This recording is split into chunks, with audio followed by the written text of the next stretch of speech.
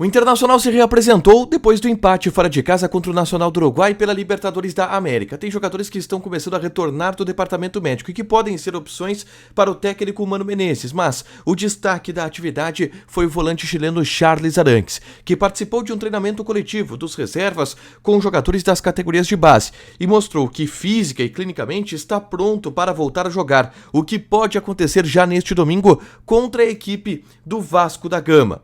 No outro jogo da chave pela Libertadores, um resultado ruim. A vitória do Independiente de Medellín fora de casa faz com que o Inter obrigatoriamente precise vencer o clube colombiano no jogo derradeiro, no estádio Beira-Rio pela Libertadores da América. E a gente fala também sobre mercado de transferências, porque Cuéllar e Bruno Henrique se afastam do Beira-Rio e a direção tem notícias ruins sobre esses jogadores, enquanto organiza o anúncio de Ener Valencia, que já tem a data praticamente marcada para acontecer. Esse é o Diário do Inter KTO desta quinta-feira, 8 de junho de 2023.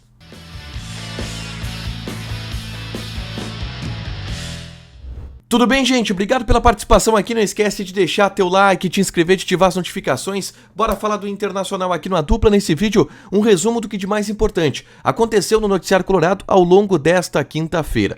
E eu começo falando sobre o treinamento pela tarde, início da tarde, meio-dia, os jogadores chegaram no CT Parque Gigante e fizeram o treinamento desta quinta-feira depois do empate fora de casa contra o Nacional de Montevidéu.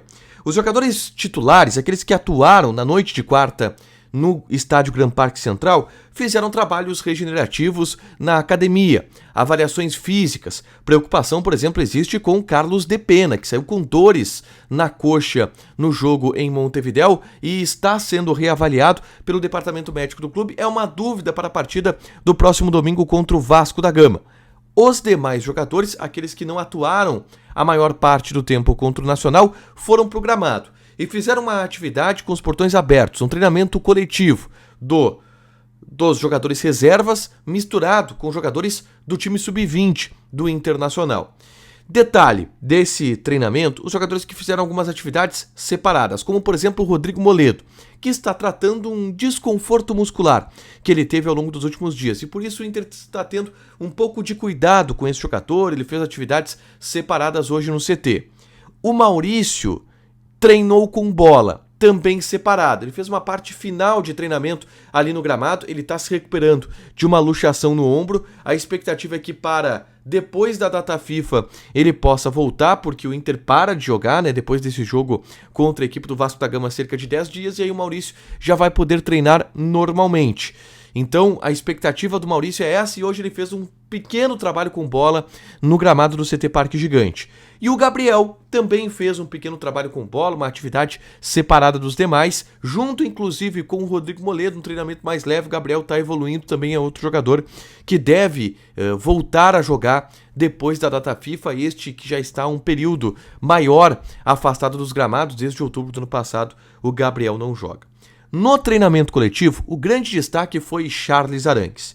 E eu, particularmente, prestei atenção e cuidei para prestar atenção só no Charles Aranques, porque eu entendo que ali estava a grande notícia do treinamento. E eu gravei um vídeo na tarde dessa quinta-feira relatando tudo que eu vi do Charles Aranques, com imagens, inclusive, do treino do Charles Aranques. A movimentação dele, em que posição ele jogou, como ele jogou, o que falta ainda para o Charles Aranques, tudo isso eu relato nesse vídeo aqui. É só clicar para assistir e saber um pouco mais de como que está essa fase final da recuperação de Charles Aranques e o quão pronto ele está para voltar a jogar. Deve ser um jogador relacionado para a partida contra o Vasco da Gama nesse domingo pelo Campeonato Brasileiro, tá? Mas o Inter teve uma notícia ruim pela Libertadores da América nessa quinta-feira, porque jogaram no Estádio Olímpico de la UCV Metropolitanos e Independiente de Medellín. E o Independiente de Medellín ganhou pelo placar de 1-0. Com isso, senhores, o Inter perde a liderança do grupo B da Libertadores da América, tá? O Inter neste momento é o segundo colocado com 9 pontos, o Independiente de Medellín é o líder com 10 e o Nacional é o terceiro colocado com 8. O que esse resultado do Independiente de Medellín ele representa? Representa que o Inter obrigatoriamente precisa vencer para avançar à próxima fase da Libertadores da América. Isso porque quem perder tá fora e se der empate o Inter tá fora. Porque o Nacional joga paralelamente contra o Metropolitanos, que é o saco de pancadas do grupo e que provavelmente o Nacional vai vencer. Então o Nacional iria a 11, passa o Inter também, e o Independiente Medellín, se empatasse, iria a 11 e o Inter ficaria com 10. Se o Independiente Medellín ganhar, pior ainda, o Inter não consegue a classificação. Então o resultado na Venezuela, o resultado em Caracas, e que de alguma forma era um resultado aguardado, porque o favorito de fato era o Independiente Medellín, pelos resultados que todo mundo teve contra o Metropolitanos no grupo, é um resultado ruim para o Internacional, que vai ter que vencer o Independiente Medellín no estádio Beira-Rio, um jogo decisivo pela Libertadores da América, que é verdade, vai acontecer depois da data FIFA, mas é o grande jogo dessa temporada para o Internacional em termos de caráter decisivo, tá? Bom, dito isso, eu quero falar um pouco com você sobre mercado de transferências, porque eu tenho algumas informações sobre as ações que o Inter vai fazer no mercado nessa janela de transferências. E a gente sabe que o Inter procura um volante. E a gente sabe que o volante dos sonhos do Internacional era o Gustavo Cuéllar, que chegou a estar próximo do Corinthians e acabou se afastando do Clube Paulista. De acordo com o Clube Paulista, porque o Al Hilal colocou o preço dele lá em cima. E aí o Inter voltou a estar na negociação. Vamos ao que o Inter diz a respeito de Cuéllar, tá? O Inter não tem otimismo para ter esse jogador. E a leitura que o Internacional tem neste momento é de que Cuéllar fica na Arábia. Primeiro, pelo movimento que o Inter viu o Al Hilal fazer do Corinthians, que é aumentar o preço.